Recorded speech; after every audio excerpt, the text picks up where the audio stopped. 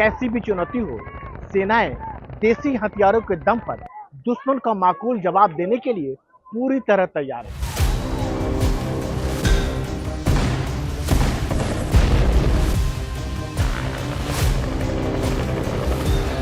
60 के दशक में जब इंडियन एयरफोर्स में मिग को शामिल किया गया तो पूरी दुनिया में इसके टक्कर के गिने चुने फाइटर प्लेन थे।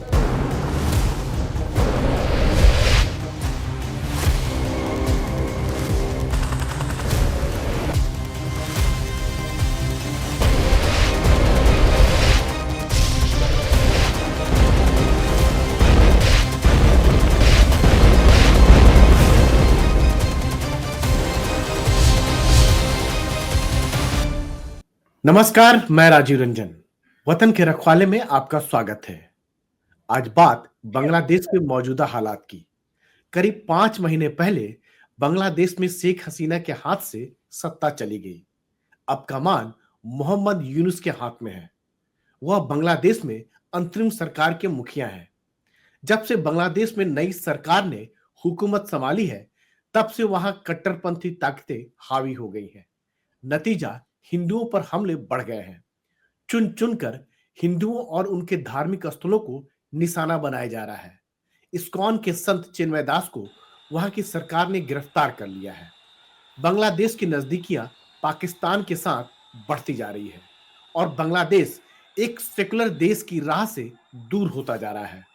बांग्लादेश में जारी तनातनी के बीच विदेश सचिव 9 दिसंबर को बांग्लादेश जा रहे हैं। बांग्लादेश से जुड़े तमाम मुद्दों पर बात करने के लिए हमारे साथ 2 खास मेहमान हैं। पूर्व डिप्लोमेट अशोक सज्जनहार और सामरिक मामलों के जानकार मेजर जनरल संजय सोई। अशोक सर, पहला सवाल आपसे है कि बांग्लादेश में जो कुछ हो रहा है, अगर भारत के नजरिए से आप देखें तो कैसे देखते हैं सब उसके? देखिए, पहली बात तो है राजीव जी, जो बहुत चिंता की बात है, क्योंकि हमारे पड़ोसी देश है और उसके अगर हम देखें सबसे ज्यादा बड़ी जो हमारी सीमा है वो बांग्लादेश से मिलती है, करीब 4000 किलोमीटर से ज्यादा है जी। तो वहाँ पर स्थायी सरकार हो, वहाँ पर शांति हो, जैसे कि हम देख रहे हैं पिछले 15 साल से थी जब शेख हसीना थी। और फिर हम चाहते हैं जो उनसे जो हमारे संबंध हैं वो अच्छे हों, दोनों देशों के लिए, दोनों देशों के लोगों के लिए वो बेहतर होने चाहिए, उनको फायदा होना चाहिए। हमारी जो आवश्यकताएं हैं, जो हमारे लिए सिक्योरिटी है, स्टेबिलिटी है, वहाँ पर उन्होंने जीरो टॉलरेंस टेररिज्म, आतंकवाद के संबंध में उन्होंने किया शेख हसीना ने, और जो कुछ इंसर्जेंट्स थे उनके ऊपर उन्होंने काबू किया। तो हमारी जो सुरक्षा है उसको उन्होंने बहुत अच्छे ध्यान में रखा। तो ये हमारे लिए बहुत ही महत्वपूर्ण है। और वहाँ पर जो, जैसे आपने बताया, वहाँ पर जो इस्लामिस्ट और जिहादिस्ट जो कि स्टूडेंट लीडर्स थी, जमात के सब जो वहाँ पर जेलों में थे उनको छोड़ दिया गया है।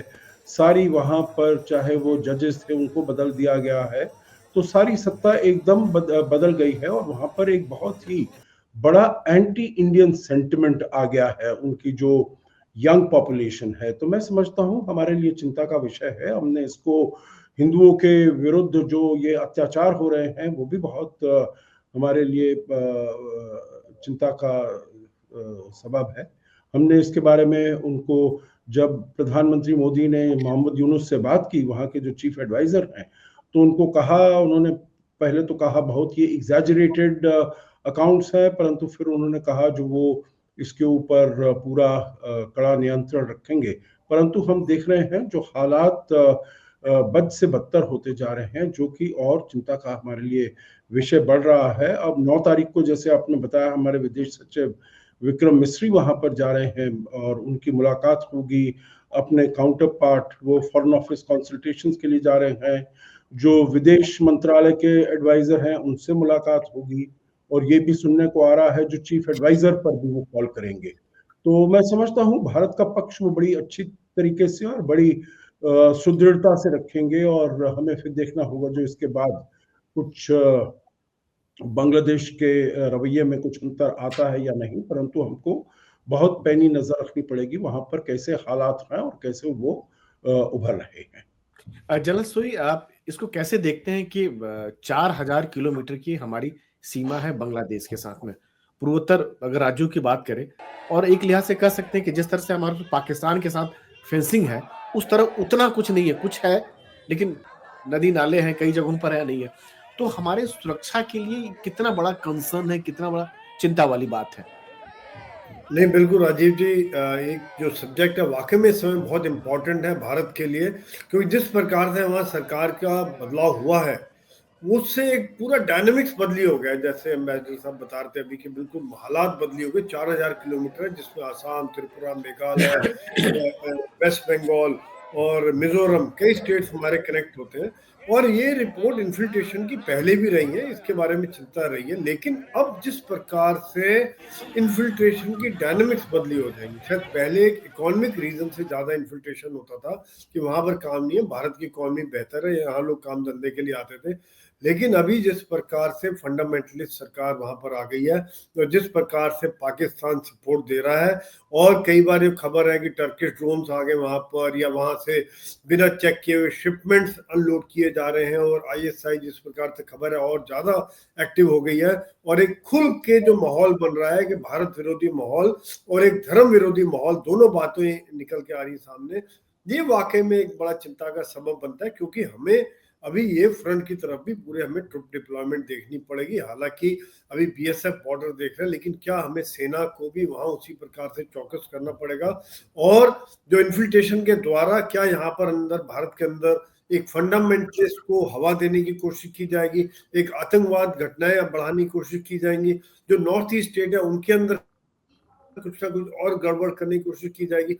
ये एक बहुत बड़े चैलेंज आ रहे हैं, और जिस प्रकार से उनकी मंशा है, जिस प्रकार से उनकी बॉडी लैंग्वेज है, और जैसे वो बातचीत कर रहे हैं, वो अभी मुश्किल लग रहा है। लेकिन जो आप एम्बेसडर साहब भी बात है, एक चीज का मैं स्वागत करता हूँ कि हमारे फॉरेन सेक्रेटरी जा रहे हैं। बातचीत करना बड़ा जरूरी होता है, उनको समझाना बहुत जरूरी होता है। आज वो हमारे लार्जेस्ट ट्रेड पार्टनर थे, वो 14 बिलियन डॉलर का हमारा एक्सपोर्ट होता था वहां पर, और इतनी बड़ी सीमा लगी, बहुत डिपेंडेंस है बांग्लादेश की भारत के ऊपर, और वो भारत के बिना रहना उनके लिए भी आसान नहीं इतना, क्योंकि अगर वो सोचे कि रह जाएंगे। इस बात को ताकत रखते हुए हाथ में डिप्लोमेसी के द्वारा जब समझाया जाता है, तो एक अलग मीनिंग होता है। पहले समझाने की कोशिश बड़ा जरूरी है, जिसमें मैं स्वागत करता हूँ जो हमारी बातचीत का चैप्टर खुला है, क्योंकि एक हम अपने एंगल समझाएं कि भैया ये है, साथ साथ अगर आप नहीं होता है तो ये इसके इम्प्लीकेशन हो सकते हैं। अगर हमारा व्यापार बंद होता है, आपका इन्फिल्ट्रेशन बंद करते हैं और आपके ऊपर एक तरह से चेक लगाए जाते हैं बहुत सारे, तो बांग्लादेश के लिए ही ज्यादा मुश्किलात हो जाएंगी। राजीव जी, लेकिन अशोक जी, इसको बांग्लादेश से मुद्दा उठाएंगे, विदेश सचिव जा रहे हैं, लेकिन बांग्लादेश इसको साफ तौर पर कह चुका है एक हमारा आंतरिक मामला है, आप हमारे आंतरिक मामले में हस्तक्षेप मत कीजिए। ये बांग्लादेश का स्टैंड है। मतलब बकायदा जब हमारे विदेश सचिव ने चिंता जाहिर की थी, विदेश मंत्री ने कहा था, तो कहा था कि आप हमारे आंतरिक मामलों में हस्तक्षेप कर रहे हैं। तो विदेश सचिव जा रहे हैं तो कैसे, किन मुद्दों को उठाएंगे और कैसे बातचीत होगी? नहीं नहीं नहीं, ऐसी बात नहीं है। केवल ये इसके पीछे वो अपना वो नहीं ले सकते हैं रिफ्यूज, जो ये हमारा आंतरिक मामला है। देखिए, ये केवल भारत नहीं कह रहा है, पूरी दुनिया भर से आवाजें उठ रही हैं। आपने देखा है, चाहे वो अमेरिका हो, चाहे यूनाइटेड किंगडम हो, चाहे ऑस्ट्रेलिया हो, और पूरे पूरे दुनिया भर में ये आवाजें उठ रही हैं। देखिए, ये किसी भी धर्म के विरुद्ध अगर आप ऐसे काम करते हैं तो यकीनन लोग कहेंगे। जो ये भी हमने कहा है राजीव जी, जो वो आपके नागरिक हैं, वो बांग्लादेशी नागरिक हैं, उनकी सुरक्षा आपका प्रथम कर्तव्य है, आपको उसको करना चाहिए। तो हम नहीं कह रहे जो हम आएंगे वहां पर और हम अपनी पुलिस भेजेंगे या हम अपनी आर्मी भेजेंगे और हम वहां पर लॉ एंड ऑर्डर करेंगे, नहीं, आपकी ये जिम्मेवारी है। परंतु फिर भी ये आपका कॉन्स्टिट्यूशनल ऑब्लिगेशन है, जो आप जो वहां पर आपके लोग हैं जिनके ऊपर ऐसे अत्याचार किया जा रहा है। आपने देखा है जो ये वहाँ की जो इंडिपेंडेंट न्यूज एजेंसीज हैं, वहाँ के जो अखबार हैं, प्रथम आलो है, डेली स्टार है, और भी एक एनजीओ है, उन्होंने कहा है जो करीब 1000 से ऊपर वहां पर केस हुए हैं, वहां पर लोगों को मारा गया है, वहां पर लोगों के घर जलाए गए हैं, वहां पर लोगों को फोर्स किया गया है रिजाइन करने में, केवल क्योंकि उनका जो धर्म है वो हिंदू है।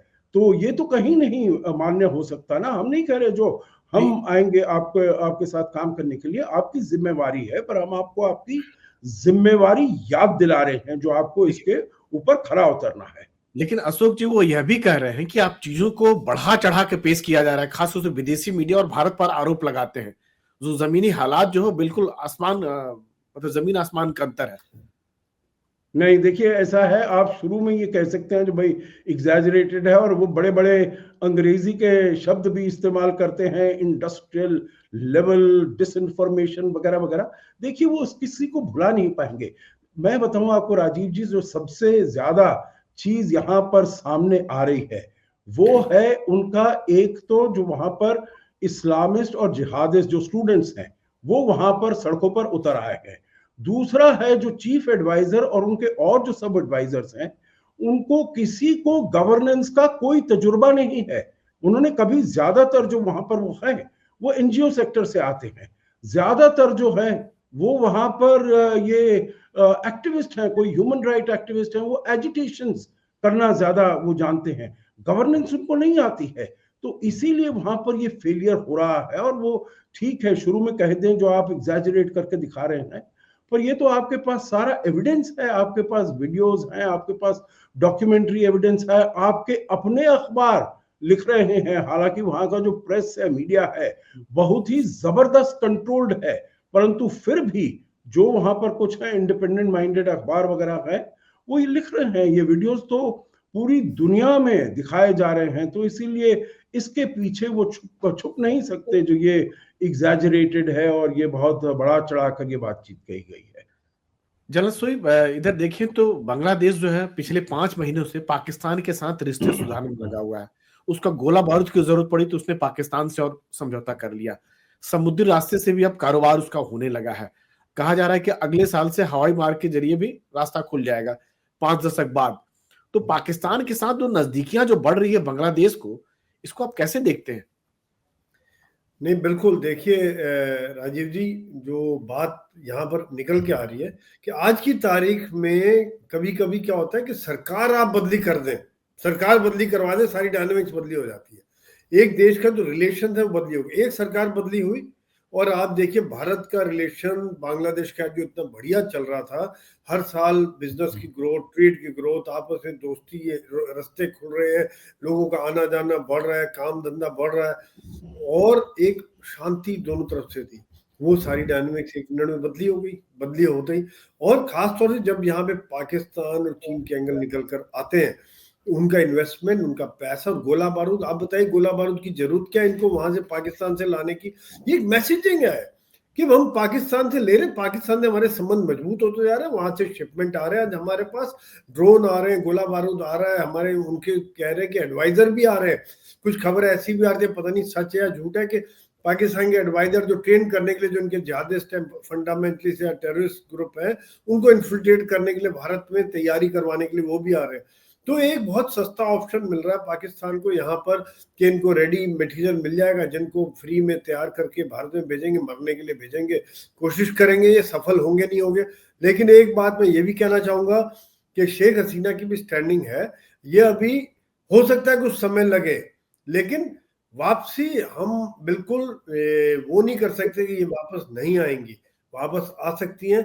क्योंकि कहीं ना कहीं इस तरह की बातें जब लोग भी देखते हैं कि जो वहाँ की कल्चर है, बंगला कल्चर है, वो एक अलग टाइप की कल्चर है, काफ़ी इंटेलेक्चुअल रहते हैं वो लोग, तो इन चीज़ों को बहुत ज़्यादा समय तक शायद एक्सेप्ट ना करें और यही अब उम्मीद कर सकते हैं। लेकिन जो विदेश सचिव का जाना है, वाकई में इस बात को मैं दोबारा कहना चाहूँगा, जो आप कह रहे थे, अनिल जी से बात कह रहे थे कि वो कह रहे हैं हमारे में इंटरफेयर ना करें, लेकिन अगर कहीं भारत की सुरक्षा का मामला सामने आता है तो हमें तो कहीं ना कहीं समझाना पड़ेगा उनको, डायरेक्टली या इनडायरेक्टली उनको मैसेजिंग करना पड़ेगा कि भैया अगर आपने इस तरह के काम किए तो इसका इम्प्लीकेशन ये हो सकता है, हम ये कर सकते हैं, हो सकता है हम फोर्स ना लगाएं, सैनिक ना भेजें, लेकिन और बहुत से तरीके हैं जिसके द्वारा बांग्लादेश की जिंदगी खराब हो सकती है, परेशानी में पड़ सकते हैं।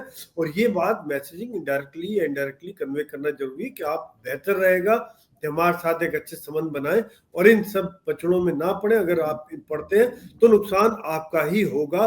जैसे आज पाकिस्तान की हालात है, आप उनसे बहुत आगे निकल गए थे, आप क्या उसी हालत में वापस पहुंचना चाह रहे हो, या फिर आप जिस प्रकार से ग्रो कर रहे हो, इकोनॉमी ग्रो कर रही थी, तो ये बात को भी एक ना एक कम्युनिकेशन बड़ा जरूरी रहता है। शायद कुछ लोग कहेंगे क्यों बात कर रहे हैं भाई, वो वहाँ हिंदू मार रहे हैं, लेकिन कहीं ना कहीं लोग करेंगे कि भैया ये एथनिक क्लिनजिंग एक्सेप्टेबल नहीं है। यहाँ पर आप इस तरह से लोगों को नहीं मार सकते, खुलेआम बिना निर्दोष लोगों को मार रहे हैं, उनको नौकरी से निकाल रहे हैं, घर चला रहे हैं। ये क्या मतलब? वो फिर आपके जैसे अनिल जी त्रिगुना जी बता रहे थे कि क्या वो वहां पे सरकार वो बांग्लादेशी नहीं है, वो भी तो बांग्लादेशी है, वो भी उनके नागरिक है, उनकी ड्यूटी बनती है। कहीं ना कहीं ये पॉइंट हमको लाना पड़ेगा, क्योंकि आज पूरी दुनिया की नजर हमारे वहाँ के जो हिंदू माइनॉरिटीज हैं, बाकी माइनॉरिटीज, उनकी नजर भी भारत के ऊपर है। बड़ा देश है पड़ोस में, हम क्या कर रहे हैं इस मामले में उनको बचाने के लिए। तो ये सब चीजें इस समय में नजर पूरी रखनी पड़ेगी और कहीं ना कहीं मैसेज दे के कन्वे करना पड़ेगा कि आपका रास्ता गलत चुना हुआ है आपने, इसको आप सही कीजिए, नहीं तो परिणाम आपके लिए ही अच्छे नहीं होंगे। राजीव जी। अशोक जी, आखिर हो क्या गया कि संबंध इतना जल्दी इतने खराब हो गए, इस लेवल पर आ गया? उस बांग्लादेश जिसको बांग्लादेश को भारत ने बनाया है, ये दुनिया जानती है, अपने सैनिकों की शहादत दिया है। पाकिस्तान जिसने बांग्लादेशी सैनिकों को, न केवल हजारों लाखों सैनिकों को मारा, बल्कि महिलाओं के साथ रेप भी किया। पाकिस्तान ने आज तक जो है पब्लिकली माफी तक नहीं मांगा इस अपने घृणित कृत्य के लिए। 71 की बात कर रहा हूं। बांग्लादेश के लोग सब कुछ भूल गए।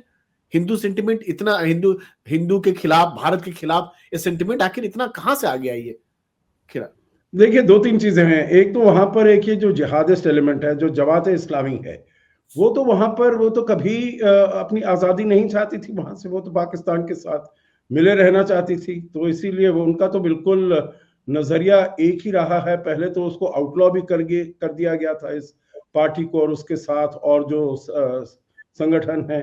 परंतु फिर बीएनपी ने कुछ साल पहले जब वो अपनी सरकार बना रही थी, तो उन्होंने फिर उसका जो उसके ऊपर प्रतिबंध था, बंधन था, वो उन्होंने हटा दिया उसको। तो उसको जमात इस्लामी, तो उसके जो कार्डर्स हैं, और वो देखिए आजकल ये फंडामेंटलिज्म, रेडिकलाइजेशन, ये सब तो पूरी दुनिया में बहुत ही वो उजागर हो रहा है। वहां पर भी वो उजागर है। अब शेख हसीना ने उसके ऊपर अंकुश लगाया था, उसको दबा कर, रोक कर रखने का प्रयास किया था, और बहुत सारे जो लोग थे उनको जेल में डाल दिया गया था, जो ऐसे कार्यों के लिए उनको पाया गया। परंतु फिर मोहम्मद यूनुस की जो इंटरिम अनइलेक्टेड सरकार है, उसके आते ही उन्होंने उनको फिर से रिहा कर दिया। दूसरी बात है, आप कहते हैं जो भारत ने उनकी सहायता की थी। देखिए, भारत की सहायता तो आप छोड़ दीजिएगा, वो तो अपने जो बंग बंधु हैं, फादर ऑफ द नेशन है, वो तो उनके ऊपर उनकी जो प्रतिमा थी उसको हटाने में वो लग गए हैं। उनका जो वो था वहां पर धान मंडी में उनका जो दफ्तर है, बंग भवन जो कहा जा, वो उसको अपना उसमें आग लगा दी है उन्होंने। तो मतलब जब आप अपने फादर ऑफ द नेशन, जिन्होंने अपनी इतनी कुर्बानी दी, शहादत दी आजाद करने के लिए, तो फिर आप भारत का जो योगदान है उसको तो आप भूल ही जाइए। देखिए, ग्रैटिट्यूड ये कोई कॉमन करेंसी नहीं है इंटरनेशनल रिलेशंस में और डिप्लोमेसी में। तो अगर कोई ये लोग समझते हैं जो भाई हमने कुछ अच्छा काम कर दिया तो ये दूसरा देश हमारे लिए बड़ा कृतज्ञ रहेगा और सालों साल तक रहेगा, ये नहीं चलने वाला। तो इसको हमको भूल ही जाना चाहिए। देखिए, कोई भी सरकार हो, चाहे शेख हसीना की भी हो या कोई हो, वो ठीक है, वो कहते हैं जो हमने अपनी कुर्बानी देकर अपनी आजादी हमने वहां से छीनी है, और भारत को भी ये रिकॉग्नाइज करना चाहिए। ठीक है, हम समझते हैं हमने बहुत ही वहां पर बलिदान दिया है, परंतु उन्होंने जो वहां मुक्ति वाहिनी थी उनकी क्या सहायता की है, तो इसको हमें मेरे विचार से इशू नहीं बनाना चाहिए जो हमने क्या उनकी सहायता की। पर अभी हमें हमारे जो अधिकार हैं, हमारे जो लोग हैं, हमारे सुरक्षा के विरुद्ध वो कोई काम नहीं करें, वो हमें जो रेड लाइंस हैं वो हमको ड्रॉ करनी है, नॉट ऑन द बेसिस जो हमने आपकी सहायता की थी 1971 में, but because of current day realities, जो आपको जैसे अभी जनरल संजय सोई ने बताया जो अगर आप इसका वो नहीं करेंगे, पालन नहीं करेंगे, तो इसका नुकसान आप ही को होने वाला है, क्योंकि दोनों देशों के बीच में इंटरडिपेंडेंस बड़ी ज्यादा है। और इंटरडिपेंडेंस में जिसका ज्यादा फायदा होता है, देखिए हमने कितने कनेक्टिविटी के वो किए हैं, प्रोजेक्ट्स किए हैं, चाहे वो लैंड कनेक्टिविटी हो, पोर्ट कनेक्टिविटी हो, इंटर वाटरवेज कनेक्टिविटी हो, एनर्जी कनेक्टिविटी हो। हमने 8 से 10 बिलियन डॉलर उनको ग्रांट्स और लोन्स दिए हैं पिछले कुछ सालों में। उससे किसका फायदा हुआ है? बांग्लादेश के लोगों का फायदा हुआ है। कोई उनको बताना है जो ये शेख हसीना का फायदा तो नहीं हुआ। शेख हसीना तो लेकर नहीं गई है पैसा वहां से। सारे आपके कनेक्टिविटी प्रोजेक्ट्स वहीं पर हैं।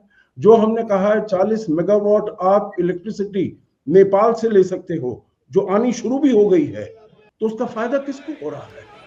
वहां के लोगों को हो रहा है। तो मेरे ख्याल से उनसे बातचीत करनी चाहिए। पर मैं समझता हूँ जो देखिए कुछ समय, चाहे वो इलेक्शन हो या अभी जैसे बिना इलेक्शन के इनकी सरकार बनी है, एक कुछ समय कहा जाता है हनीमून पीरियड, तो ये इनका थोड़ा सा हनीमून पीरियड चल रहा है।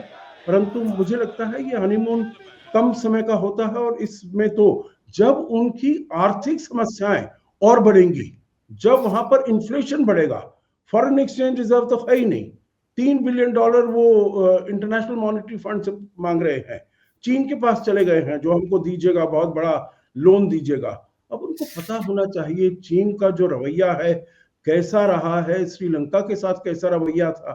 तो ये सब चीजें उनको समझनी होंगी, अपने आप समझनी होंगी। परंतु मैं समझता हूं एक तो वहां पर लीडरशिप का बहुत अभाव है, स्टेट्समैनशिप का बहुत अभाव है, और तजुर्बे का, एक्सपीरियंस का वहां पर बहुत अभाव है, जिससे कि वो इन सब कामों को वहां पर होने दे रहे हैं। लेकिन जलसोई जो अशोक जी बता रहे हैं, हनीमून पीरियड बता रहे हैं, लेकिन साथ साथ सुरक्षा में चिंता वाली भी बात है। एक पाकिस्तान फ्रंट आपका पहले से खुला हुआ है, चीन के साथ भी चलिए संबंध ठीक हुए, लेकिन बहुत आप निश्चिंत नहीं बैठ सकते हैं।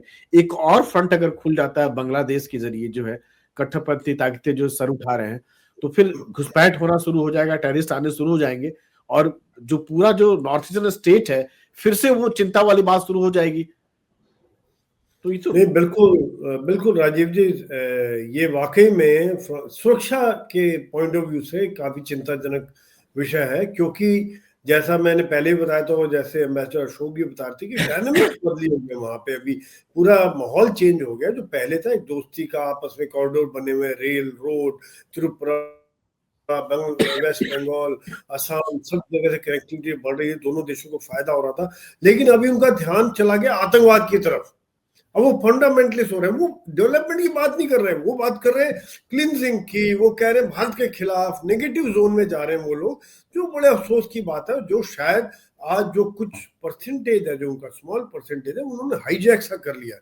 जैसे कि एम्बेसडर साहब बता रहे थे कि हनीमून पीरियड चल रहा है, कुछ समय तक ये चीजें अच्छी लगती हैं कि हाँ भैया बड़ा हल्ला गुल्ला हो रहा है, मारो काटो, ये कर दो, हम हिंद भारत क्या है, हम इसका कर देंगे, ये कुछ नहीं कर सकता। आज हम वो पुराना वाला बांग्लादेश नहीं है, हम नई ताकत है, हम, बड़ी जबरदस्त बयानबाजी आ रही है। मैं कई बार ये भी देख रहा हूँ जो फंडामेंटलिस्ट वालों की आ रही हैं। तो ये सब बातें करने के लिए अच्छी हैं, लोगों को सुनाने के लिए अच्छी हैं, भाषणबाजी के लिए अच्छी हैं, लेकिन जो ग्राउंड पे जब रियलिटी आती है तब वो बात जो है अलग निकल के आती है। लेकिन जो आपका जो पॉइंट है, जो वाकई में है, अगर 4000 किलोमीटर 6 स्टेट्स हैं, जिसमें हमारी सेंसिटिव स्टेट्स हैं, तिरुपति हो गया, त्रिपुरा हो गया, मिजोरम हो गया, असम हो गया, वेस्ट बंगाल हो गया, ये स्टेट्स के साथ जब जुड़े होते हैं, और ये कठिन इलाका है, इन्फिल्ट्रेशन करना आसान है, और आजकल जिस प्रकार से ड्रोन्स के द्वारा भी सामान भेजा जा सकता है, ये सब देखते हुए वाकई में हमें इंटेलिजेंस और फिजिकल दोनों चीजों को काफी चौकस रहना पड़ेगा। राजीव जी, अशोक जी, अंतिम सवाल आपसे है कि मौजूदा हालात में एक तबका जो है वो, उसका ये भी कहना है कि अब जो है, जो हालात जो बन रहे हैं, जिस तरह से हिंदुओं पर लगातार हमला हो रहा है, अल्पसंख्यकों को बात करें, अवामी लीग के कार्यकर्ताओं पर भी, तो अब कूटनीतिक रास्ते के जरिए तो खैर ठीक है, भारत को अब सख्त रवैया अपनाने की जरूरत है। कैसे देखते हैं? देखिए, मैं समझता हूं इसमें जिसे कहा जाता है sorry, carrot and stick policy. जो आप कैरेट दिखाइए, आप उनको देखिए आपके कितने फायदे हैं। अगर आप भारत के साथ अच्छे संबंध बनाते हैं, भारत के जो कोर इंटरेस्ट हैं, भारत के जो सिक्योरिटी इंटरेस्ट हैं, जो हमारी सुरक्षा के लिए बिल्कुल ही जो रेड है वो उनको बता दी जाए। और अगर आप उसका पालन नहीं करते हैं तो जिसे कहा जाता है स्टिक पॉलिसी। परंतु इसमें देखिए डिप्लोमेसी में एक चीज और कही जाती है जिसे कहते हैं स्ट्रेटेजिक पेशेंस, जिसको आप ग्रेडेड रिस्पॉन्स आप करिए। देखिए जैसे मैं उदाहरण दूंगा इसमें ये मालदीव्स का। मालदीव्स में जब वो सरकार आई इंडिया आउट कैंपेन पर, मोहम्मद मोइजू साहब आए, उसमें उनके वहां पर प्रधानमंत्री के विरुद्ध, भारत के विरुद्ध कैसे अपशब्द कहे गए वहां से। तो ऐसा नहीं जो भारत ने कोई ऐसा बहुत ही कड़ा कठम कदम उठाया या ठोस कदम उठाया या कुछ हमारे शीर्ष नेताओं से कुछ बहुत ही कठोर शब्द दिए गए नहीं। तो हमने तो उनको जो प्रधानमंत्री मोदी की सरकार को वहां पर शपथ ग्रहण थी उसमें भी हमने उनको इनवाइट किया।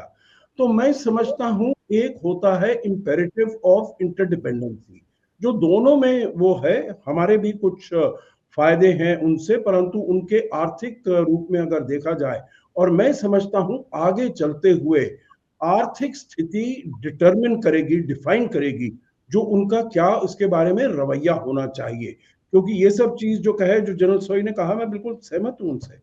जो ये शुरू शुरू में आते हैं तो बहुत ऊर्जा है, भाषण देने में आप बहुत हैं और आप डेमोगोगरी से उत्तेजित कर लेंगे लोगों को, परंतु इस उत्तेजना से आप लोगों का पेट नहीं भर पाएंगे।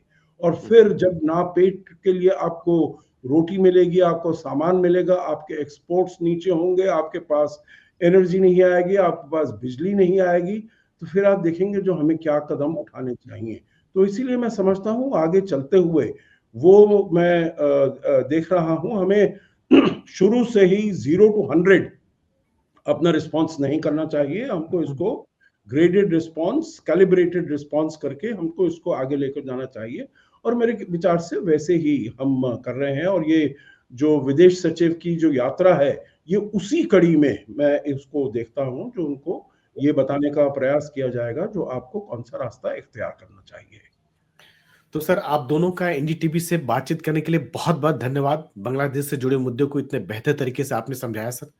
शुक्रिया सर, थैंक यू सर। बहुत धन्यवाद। Thank you sir.